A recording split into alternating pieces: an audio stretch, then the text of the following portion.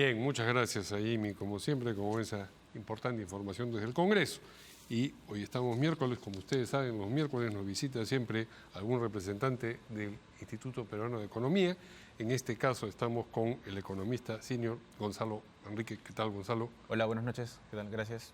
Gracias a ti por acudir, como siempre, a la invitación. Y aquello de lo que queremos hablar en esta ocasión es a propósito de esta propuesta que, como ustedes conocen y le escuchamos en el discurso del 28 de julio, de la creación de un nuevo ministerio, el Ministerio de Infraestructura. La paradoja o la ironía es que la propuesta habla o pone énfasis en la noción de mejorar la eficiencia del gasto público. Sin embargo, hay cálculos sobre qué cosa supondría, desde la perspectiva del gasto, la creación, el costo administrativo de la creación de un ministerio así. Estos costos hablan de 169 millones de soles cada año. Esto además resulta singularmente irónico en un contexto en el que nos hemos enterado de que el déficit anualizado de julio a julio, según el BCR, ha sido del 4%, con lo cual, que es uno de los más altos de los últimos 15 años, con lo cual esto de acá parece que es una amenaza a no precisamente cortar el déficit fiscal, sino a ampliarlo para adelante. Ustedes en el IPE han hecho cálculos de qué cosa supondría efectivamente el nuevo proyecto. Sí. Por favor, cuéntanos. A ver, lo que hicimos nosotros fue, primero para hablar qué es este nuevo ministerio que se está creando. La idea de este nuevo ministerio en realidad es jalar unidades ejecutoras, programas que ya existen de otros ministerios que están más o menos vinculados a infraestructura y ponerlos bajo un nuevo nombre que es este Ministerio de Infraestructura. Entonces, el dato que hemos calculado nosotros de 169 millones equivale al gasto administrativo adicional que costaría administrar, gestionar este nuevo ministerio. Es un gasto que hasta ahorita no existe, que tendría que agregarse al presupuesto público. Y porque no se ha hablado de vamos a hacer este ministerio, pero vamos a suprimir esos otros.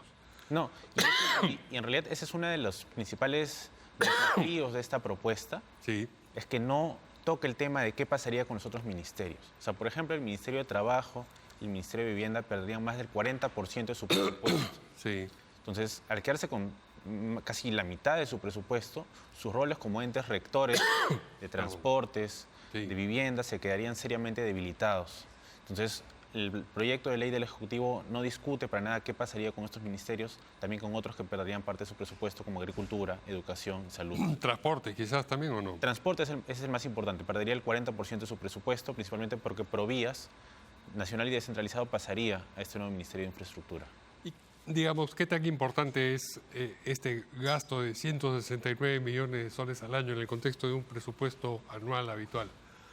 A ver, es pequeño en comparación con todo el presupuesto de infraestructura que manejaría. Nosotros estimamos que el presupuesto total del Ministerio de Infraestructura ascendería más o menos a 11.000 millones de soles por estas unidades que pasarían aquí. Sería más o menos el tercer ministerio más grande, por detrás del MEF y del Mininter. Y 169 millones equivale al 4 o 5% del presupuesto total. Okay. Parece pequeño, pero es más de 6 veces lo que cuesta administrar, por ejemplo, por inversión. Y eso podría tener, como mencionaba yo, un impacto en el déficit. Sería un impacto pequeño, digamos, el déficit. El datito que tú decías, por ejemplo, que tenemos un déficit del 4% es bastante... Anualizado, ¿no es el que ha calculado el BCR? ¿Ustedes también lo han calculado? Sí, es el mismo dato. Nosotros utilizamos el dato del BCR para eso. Llevamos 3 meses con 4% y es el máximo en realidad en 30 años, si no consideramos la pandemia. Sí. El déficit es la diferencia entre lo que el Estado percibe y lo que gasta. Exacto. El déficit es lo que falta para haber gastado lo que gastó y el dinero que no tenía. Entonces, claro, si se aumenta el gasto y no la recaudación, pues el déficit... Sí, y estamos ahí en un tema muy importante con respecto al déficit. O sea, desde 1992 que no teníamos un déficit tan alto, si es que omitimos el 2020 y 2021 por la pandemia. Por la pandemia, sí. Y, digamos, ¿De qué tamaño fue el déficit en el 2020 y 2021? Creo que llegamos a más de 8. A más de 8. En ese momento, sí. Pero fue un contexto de emergencia, ¿no? Okay. Fuimos uno de los países que más impacto fiscal tuvo para poder reactivar la economía y, digamos, sacarnos de esta crisis sanitaria. Sí. Pero excepción hecha o, digamos, removiendo esos... Removiendo esa excepción, en 30 años no teníamos un déficit de 4%. ¿Cuánto ha sido históricamente Históricamente, en los últimos 30 años? Tuvimos un periodo, digamos, desde el cambio, digamos, de siglo, digamos, a partir del 2000, tuvimos un periodo importante donde el déficit, no hubo déficit, hubo superávit, teníamos más ingresos que gastos, pero a partir de los últimos 10 años, ya con la economía que empezó a desacelerarse, los ingresos públicos también empezaron a caer y nosotros tuvimos que empezar a gastar mucho más. También por algunas emergencias, como por ejemplo el fenómeno del Niño del 2017, que también incrementó bastante el gasto. Entonces, el déficit ha estado alrededor de 1 o 2%, y ahorita ya estamos en 4%. Es un déficit bastante alto. Y conversaba ayer sobre esto con el ex ministro de Economía, Alfredo Torne, más producto del incremento del gasto que de la reducción de la recaudación, que también se ha producido porque se conceden exoneraciones y todo lo demás. En realidad, según nuestro cálculo, es más por el efecto de los ingresos. La caída de los ingresos ha sido bastante significativa. ¿Mayor? Sí. Ha sido bastante significativa. No por los gastos. Ha sido por los dos. No, pero si comparamos ambos, pero digo, puestos en la balanza. Creemos que ha sido más por la parte de ingresos. Ingresos ha caído significativamente. En los últimos 2 meses como que se viene recuperando un poquito, pero todavía, digamos, el incremento de gastos ha superado la caída y eso ha generado que el déficit se mantenga a niveles más altos de los esperados en realidad. Y, digamos, para que nuestro público se haga una idea de cómo va a tener que pagar ese déficit, valdría la pena explicarle por qué eso no es un problema del Estado, sino es un problema de los ciudadanos.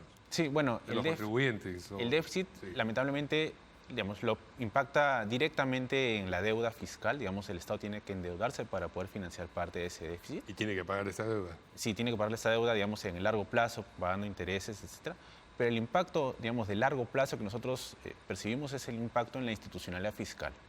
La institucionalidad fiscal, que tiene que ver con el MEF como ente rector, digamos, de Hacienda, se ha visto bastante debilitada en los últimos años.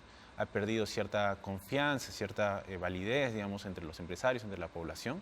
Y eso es peligroso, ¿no? Que el MEF pierda, digamos, su nombre como ente protector, digamos, del fisco. Es importante. Entonces, ese es el impacto de largo plazo que nosotros percibimos de que no se cumpla esta regla fiscal en los próximos años.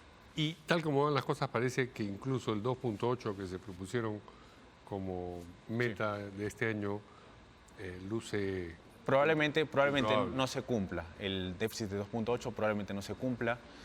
Nuestro estimado, todavía estamos tratando de actualizar con estos nuevos datos, así que no hemos calculado, pero va a ser probablemente mayor del 2.8%. Wow.